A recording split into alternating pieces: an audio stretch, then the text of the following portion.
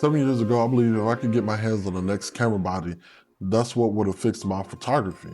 And I watched a whole bunch of reviews, 14 stops of dynamic range, 61 megapixel sensor, 4K raw video, and I thought that really was the gap between me and the photographers that I looked up to. And I gotta be real with you, I'm not out here shooting Nike campaigns. I work a full-time job, I budget, and I get where I can in order to help be able to create. And I know people with bigger and more expensive setups who haven't pressed the shutter button in months because they're still waiting on a firmware update. That's not a gear problem. That's 3 traps that the industry has set for us, and I'm gonna go over each one of these in this video. What's going on, guys and girls? Welcome back to the channel. My name is Mike Patton. I'm a photographer, creative, and somebody who spent so much money on gear before he ended up figuring a couple things out. On this channel, we help photographers grow. Iron sharpens iron, and today we're gonna be sharpening something that doesn't cost you $1. Your creative perspective on what actually makes a great photograph.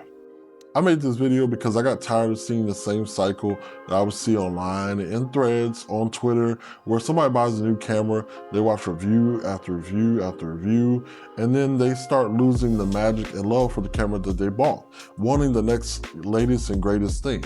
And what they end up finding themselves in is a continuous cycle of not creating. And I know this because I did it, and I was stuck for years. So in this video, we're gonna talk about the traps that the industry has set for you and how to overcome these traps that keep photographers broke, insecure about their work, and stagnant. When I first started taking photography seriously, I was renting cameras from my school at the time. Shout out to D. Cunningham at the Art Institute for helping me out. And I was shooting on a Rebel Canon T2i, and I was also borrowing gear from friends who were nice enough to let me get my creative rocks off. And I would shoot anything, parties we would go to, I would shoot street photography, I would shoot portraits of classmates that let me, and I didn't annoy to death. And so that's really how I ended up starting out and being able to get my creative instinct flowing. And it wasn't with the latest and greatest camera. I think at the time, the highest camera you probably could have got as a professional camera would have been the Canon 1DX at the time, if I'm not mistaken, either that or it was the Canon T7i. It was one of those that were like very high up on the Rebel series. And so that was the highest ones you could get at that moment. And then as I got deeper into photography, watching tutorials on YouTube, watching review videos, I started to crave the latest and greatest camera. And I would think, okay, I would save up, get the latest and greatest camera. And I did. I got a better camera than the T2i that I was borrowing from the school at the time. And it didn't really do a difference for my work. And the reason being is because it wasn't about the camera, it was about my photography eye. I was not developing my eye to make better photographs. So doing things like understanding light, understanding Sun 16, the exposure triangle, all the key things that really make up photography, I did not take the time to understand, thus my work reflected that. The dynamic range lie. Trap number 1, the dynamic range lie. Companies and influencers do this in a way where they talk about dynamic range like it's a holy grail. They talk about it like it's the one thing that's going to separate the image in your head from becoming just a thought to reality.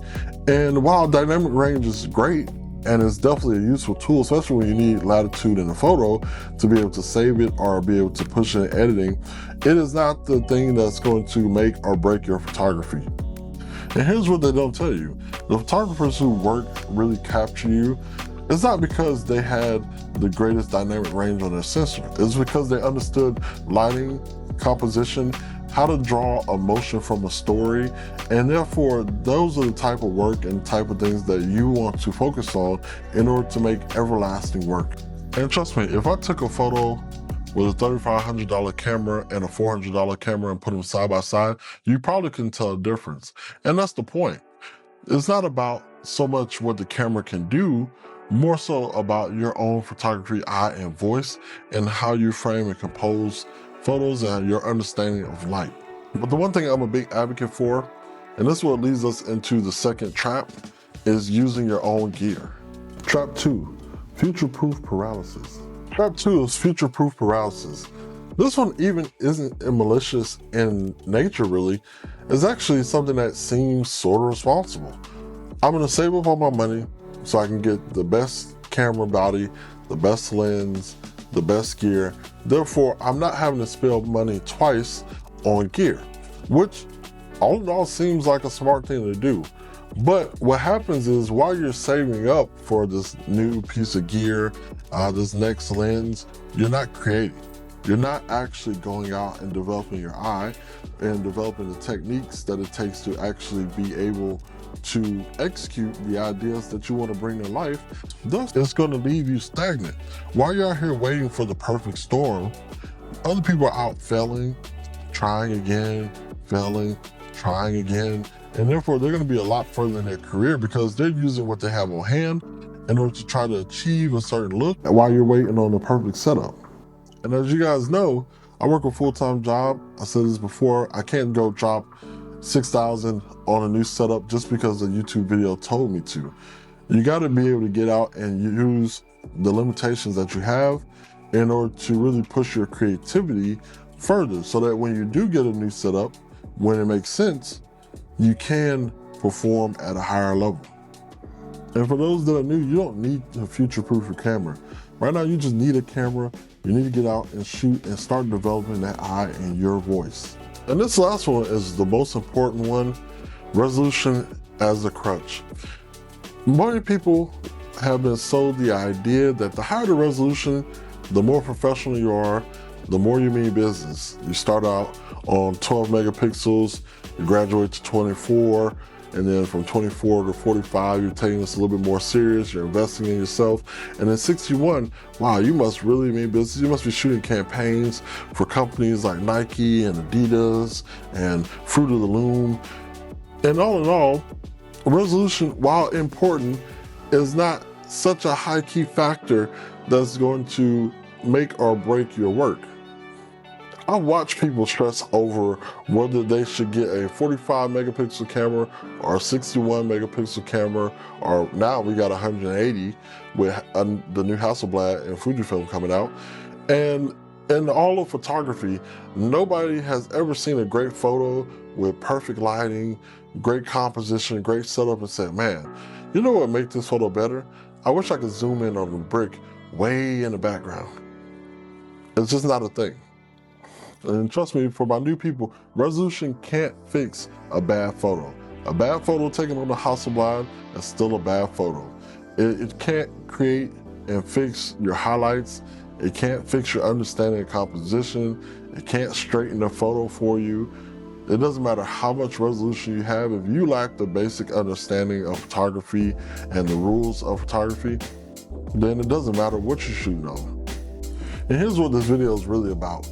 It's not whether full frame cameras are bad. They're great. I'm filming on one right now. And if you have one, I'm happy for you. It's about if you're going out making excuses or are you going out creating art. Camera companies need you to feel incomplete. They need you to feel like the latest piece of gear is the gap between you and the person you want to be. In terms of that, if you can break yourself free of that cycle, then you stop buying, which means that they don't make money. And in all fairness, they're a business. They have to make money. But you as the artist, your main goal is to be able to create timeless work that are going to stop people and have them talking for time to come.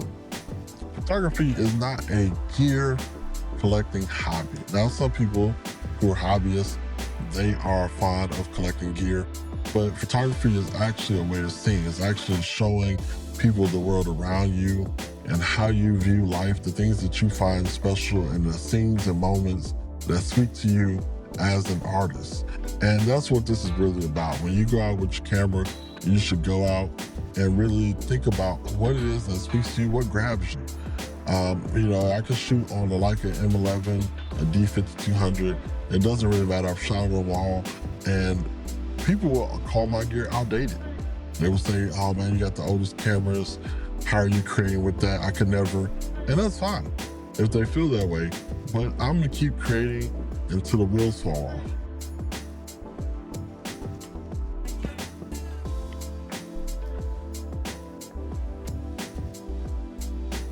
So I want to ask you all, what's that piece of gear that you have been saving up for, that you said once you get this piece of gear, you're going to take this more seriously? I would love to know down in the comments below. Also, if you were able to free yourself from this endless cycle of just buying or having gas, aka gear acquisition syndrome, please let somebody know your journey down in the comments. Your journey can help them on their journey. As I always say here, photographers helping photographers grow. Iron sharpens iron. And like always, man, I can't wait to see y'all faces on the next one. Peace.